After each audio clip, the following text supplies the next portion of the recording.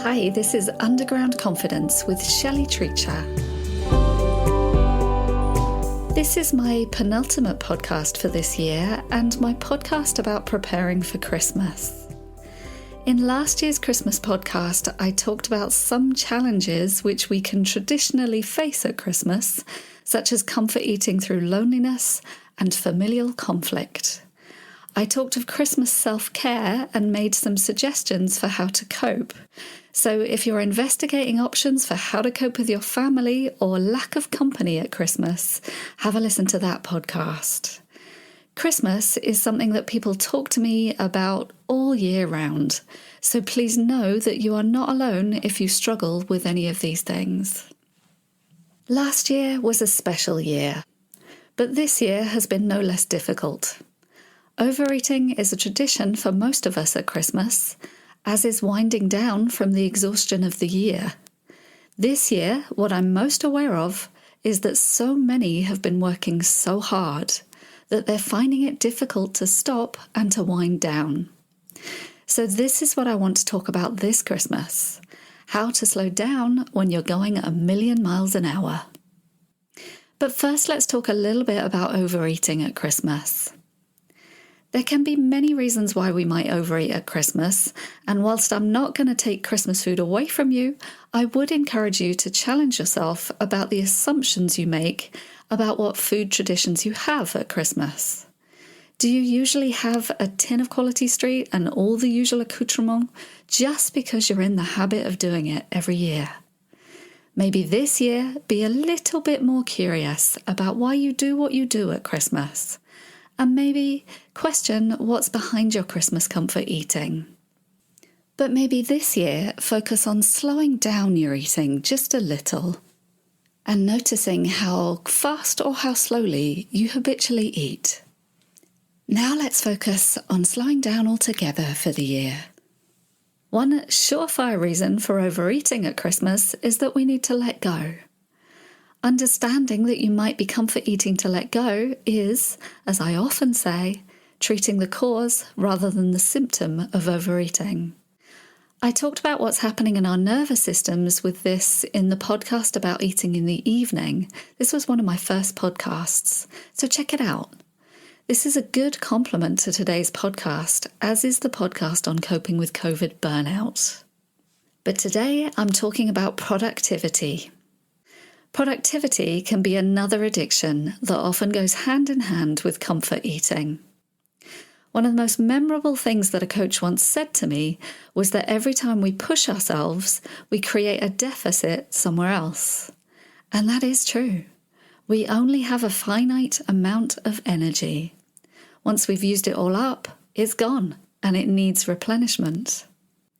I see this all the time in my work, where people push themselves, taking on so much that they think they need to cope with, and then they end up in tears, in a hyper-stress state, or with some kind of illness. So they're forced to stop. You can't actually underestimate the effects of stress. It's another thing that deserves our compassion. Apart from being dangerous for your health, it's easier to make good decisions from a place of openness and less stress. It's more possible to be happy, more likely that you'll be creative, and it leaves room for being able to be more intimate. Overproductivity tends to shut us down emotionally. It's something that can put us into a state of fight or flight, so it's hard to slow down when we're in this manic fight-flight response. And that might be the point for some of us. Here are some things that might be behind the guilt of feeling we aren't doing enough, or having that nagging feeling that we should be doing something. 1. Our culture. We live in a culture that praises productivity and criticizes or doesn't understand downtime, calling it procrastination or laziness. 2. Addiction to productivity. Just as I've said previously with comfort eating, you get a dopamine hit when you achieve a task. Remember, with addiction and seeking that dopamine hit, it's never enough. You just want more and more. 3. Something I hear many people say when we talk about this kind of exhaustion is that when they sit down, they feel they should be doing something. People often feel guilty for not doing enough or for not helping others enough.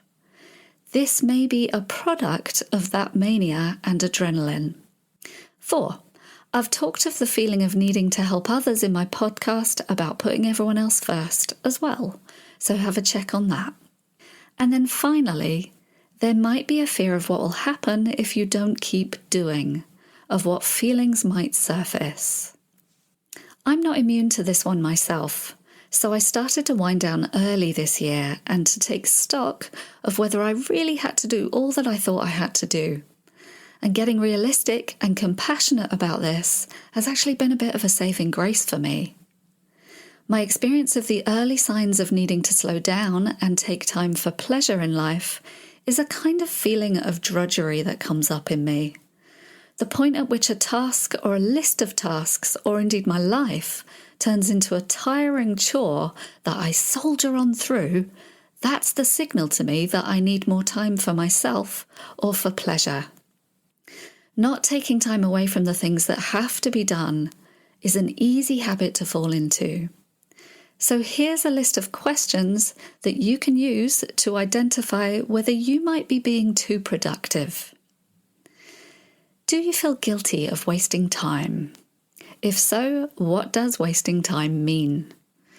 Do you often find yourself saying, "I'm too busy"? Are you constantly checking your phone or email? When you don't finish the tasks on your list, do you feel bad?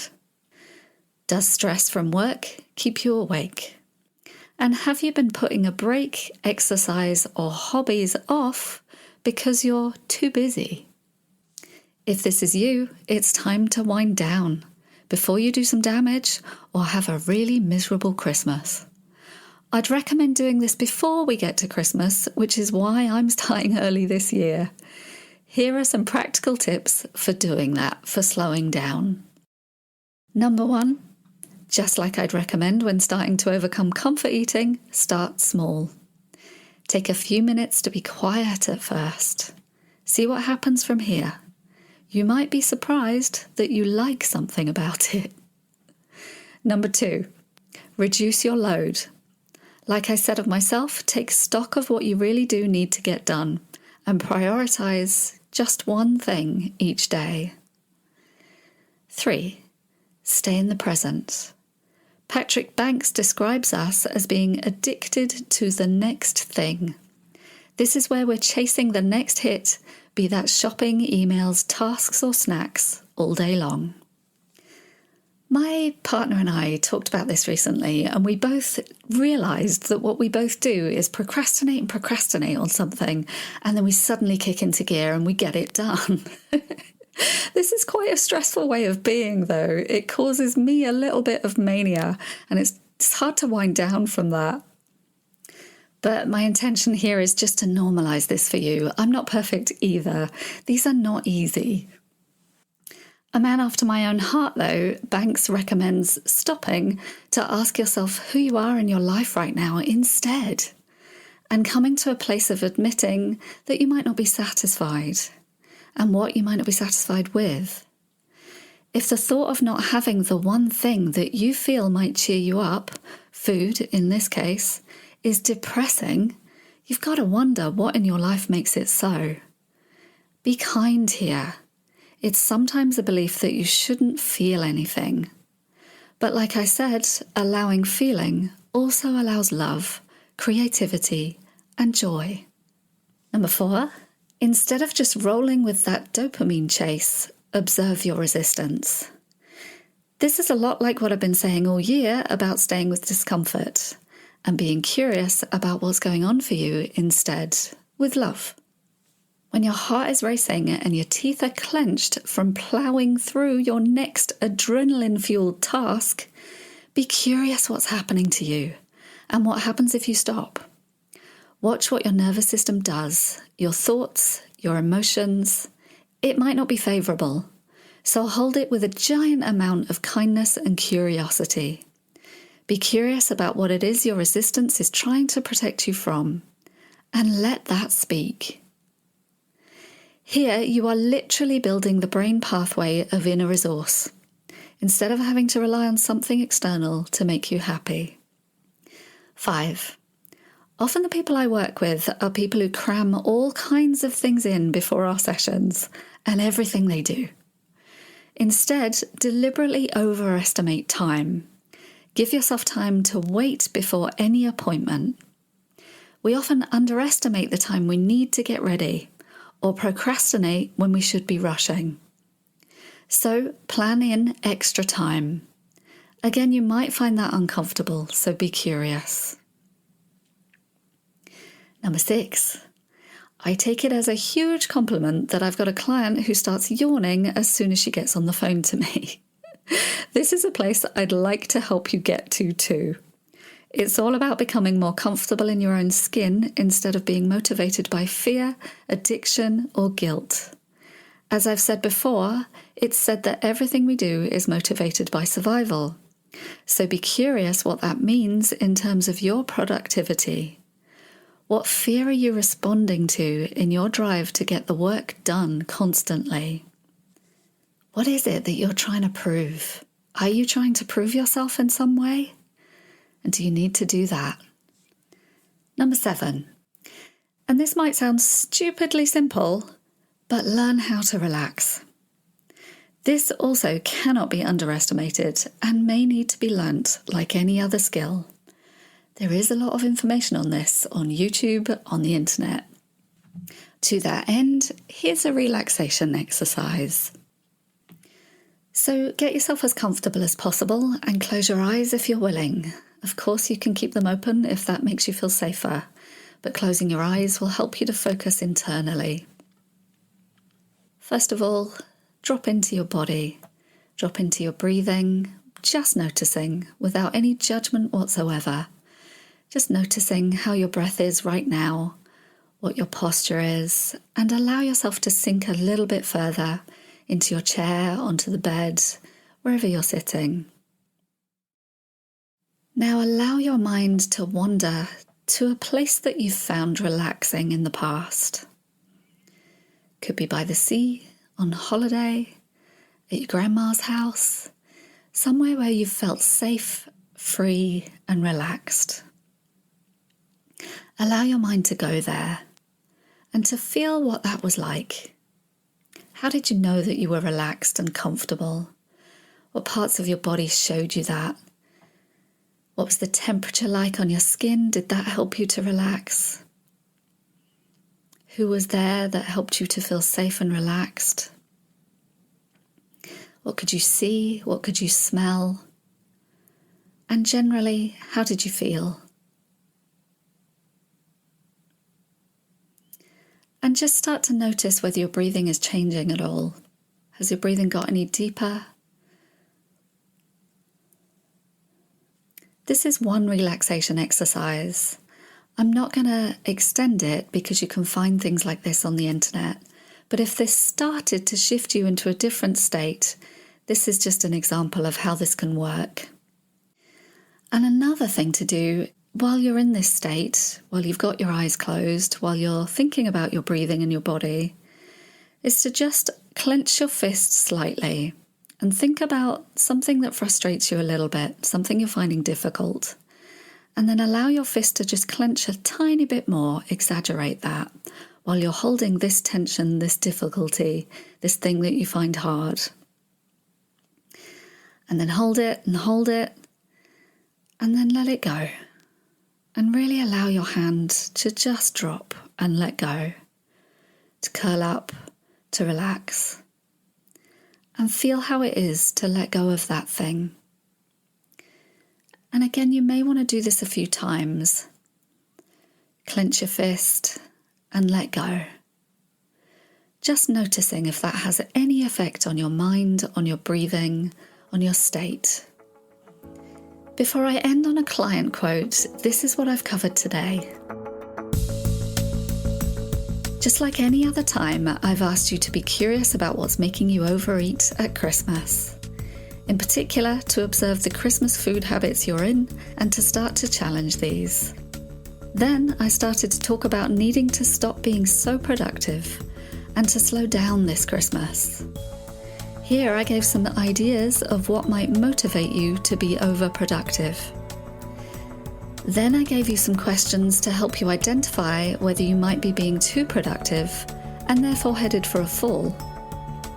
This led on to giving you some suggestions for how to approach becoming less productive, slowing down and relaxing. Then I ended with a couple of relaxation techniques. And now I'm going to let you know what my very wise client said. He said, "Every moment we have the choice of whether to close down or to open up." I love this quote because it's true for me too. Unless your default is security, confidence, and love, you have to consciously make this choice over and over again. Every moment, we have the choice of whether to close down or to open up. It's easy as a human being to be pulled unconsciously from one comfort, task, habit, tradition, expectation, drug, or dopamine hit to the next. The road less travelled is making a conscious choice over and over again to open up to the bigger vibrancy of being human. And this includes being kind to yourself and compassionate when you don't feel safe enough to open up. My wish for you is a heartwarming, restful Christmas. My next podcast, and the last podcast of the year, is going to be a summary of everything that I've done in this podcast so far. I'm going to be talking about the themes that I've been talking about and how they all fit in with comfort eating. All of my programs are now closed until January, but I have started taking intakes for the January overeating course. If you'd like to book an intake, I do still have a few spaces left before the end of the year. Thank you for listening today. I'll see you next Wednesday. This is Shelley Treacher from Underground Confidence.